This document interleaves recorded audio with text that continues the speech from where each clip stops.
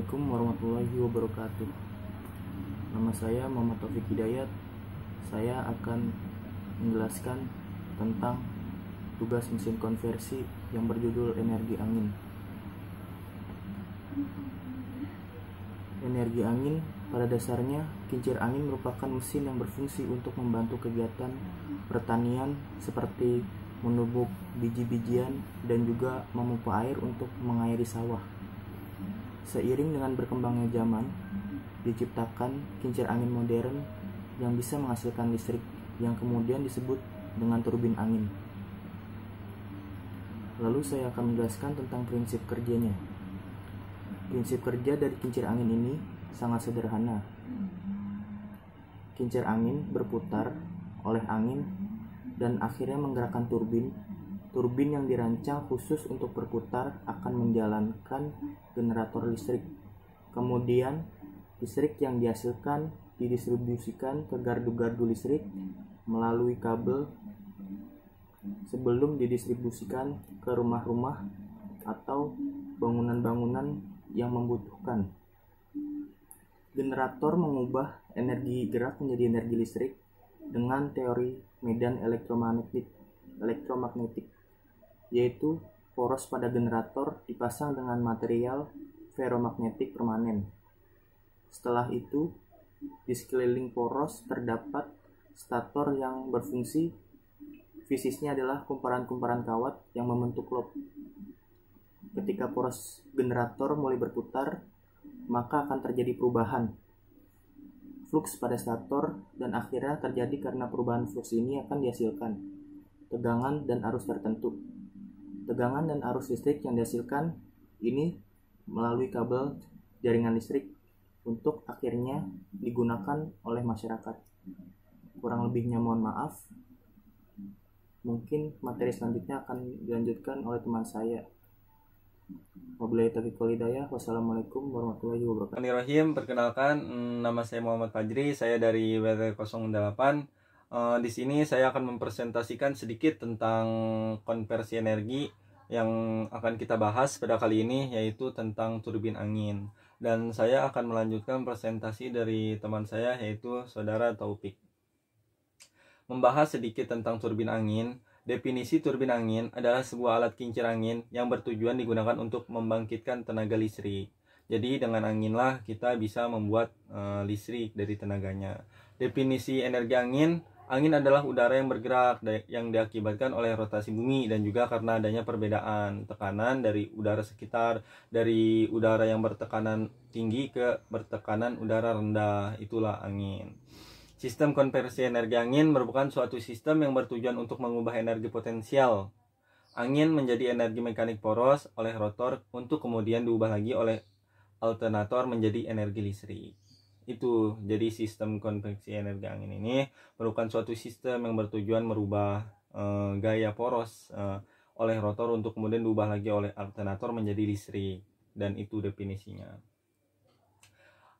Di sini turbin angin juga memiliki jenis yang kita bahas ini, antara lain ada dua jenis, yaitu jenis turbin angin horizontal. Turbin ini mempunyai sumbu horizontal, memiliki poros rotor utama dan generator listrik di puncak menara. Dan yang kedua ada turbin angin yang vertikal. Tadi kan horizontal, sekarang vertikal, yaitu turbin angin sumbu vertikal. Yang vertikal kan yang kalau kita ketahui lurus.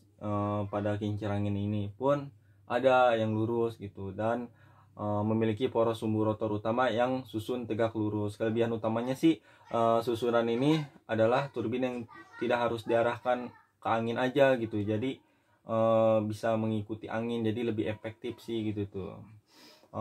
Dari itu semua pasti dong turbin angin ini memiliki kekurangan dan kelebihannya. Di antaranya keuntungannya yaitu adalah dikatakan menjadi sumber energi terbaru, karena sumber energi angin tidak akan pernah habis. Itulah angin. Angin akan selalu ada dan bisa dimanfaatkan kapan aja gitu. Tidak seperti minyak bumi yang utama. Di balik kekurangan pasti angin memiliki di balik kelebihan pasti angin memiliki kekurangan. Di antara lain kekurangan angin pun tidak mudah diprediksi. Jadi angin itu kadang ada, kadang enggak, kadang anginnya ke sini, kadang anginnya ke sono gitu sih. Terus sama seperti pembangkit listrik tenaga surya memerlukan biaya yang tinggi. Pada pembangkit angin ini memang mempunyai biaya yang cukup tinggi. Pada kekurangan dan kelebihannya saya akan menjelaskan sedikit tentang bagian-bagian turbin. Turbin mempunyai anemometer. Anemometer yaitu untuk mengukur kecepatan angin. Terus ada balades atau bilah kipas-kipasnya itu yang diputar oleh angin. Terus kontroler adalah pengontrol dan menghidupkan atau mematikan mesin. Terus ada generator. Generator adalah yang mengonversikan putaran turbin menjadi listrik. Jadi generator itu yang mengonversikan putaran turbin menjadi energi listrik.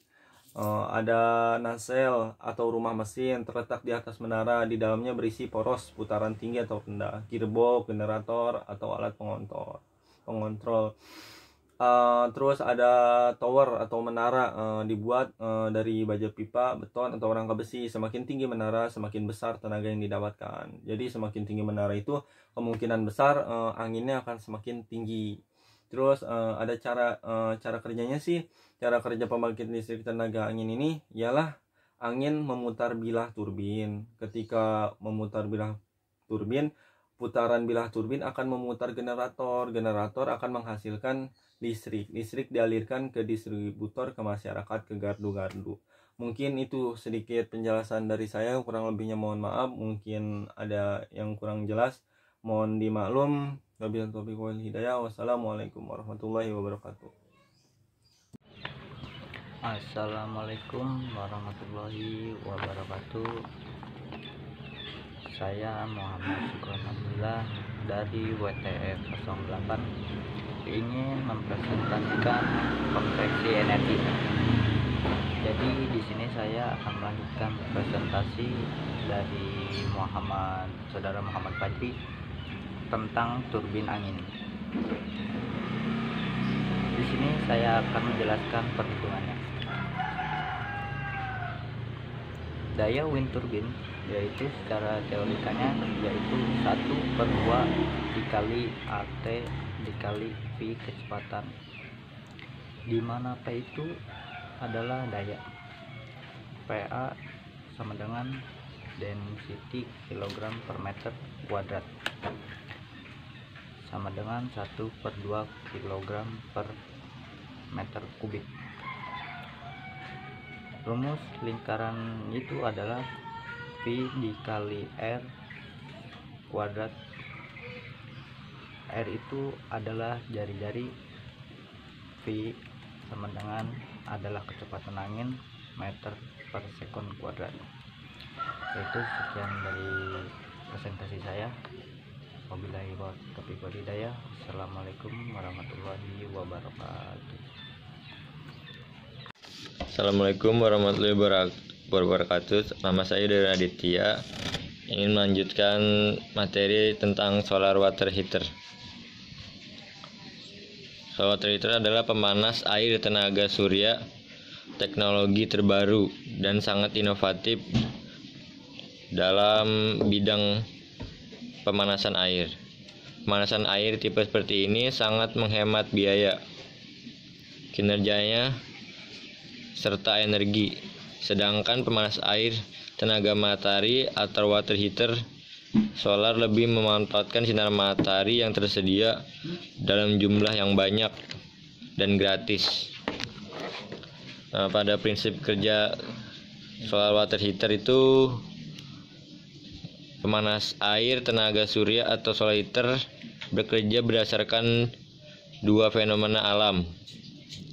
Prinsip termosifon atau pemanasan air secara langsung. Matahari memanaskan kolektor yang sudah diisi air. Air yang sudah dipanaskan melalui tenaga atau sinar radiasi. Matahari mengalir ke atas masuk ke dalam tangki, sedangkan air dingin turun ke bagian bawah. Prinsip termosifon dengan heat exchanger atau pemanasan air secara tidak langsung pada daerah dengan temperatur yang mencapai titik beku atau daerah pegunungan. Sistem konvensional dengan termosifon kurang cocok karena air beku akan mengambang dalam dan memecah pipa pada kolektor. Cara kerjanya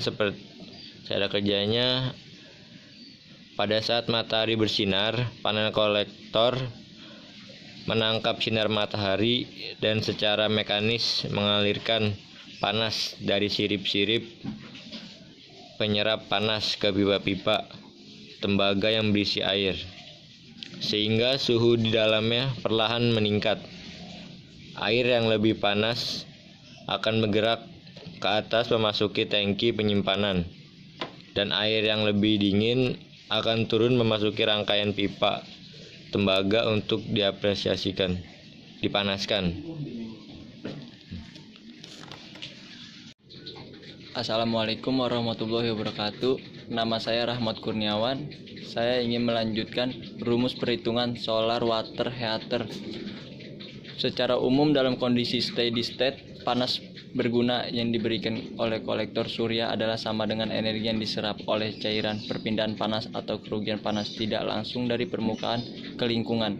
Energi berguna yang dikumpulkan dari kolektor dapat diperoleh dari rumus di mana I sama dengan intensitas radiasi matahari, A sama dengan luas kolektor, TI sama dengan temperatur fluida yang masuk, TO sama dengan temperatur keluar, QI sama dengan energi input panas, QU sama dengan energi berguna yang dikumpulkan watt, QO sama dengan panas yang hilang watt, M volume air, CP sama dengan kapasitas panas jenis air, TA sama dengan koefisien penyerapan, T1 sama dengan suhu air masuk. Terima kasih.